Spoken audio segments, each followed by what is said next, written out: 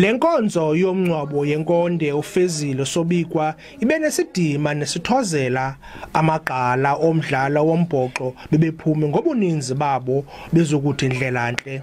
Ibhlungu kakhulu lemini namhlanje ukuphulukana nexhwangusha sasitsho intshetshewu lele indoda enkulu phakathi kwethu ebenesakhono esingumangaliso sokuphatha sokwazi ukuthi umbhoxo uphathwa ndani na and esithathe ixesha elide uba sofikela kule ndawo ngenxa yakhe. Lo kaSobikwa uzenzile igama kumbhoxo waphinda wangusomashishini waziwayo.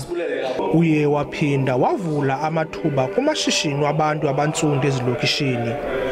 Ixhwangusha was unique ngoba ebenezinto ezingafaniyo nezabanye osomashishini. Yes, imali was important, but ubuntu more than anything else is what made him different. Izithethi zimchaze njengomuntu ebeluthanda usapho lwakhe.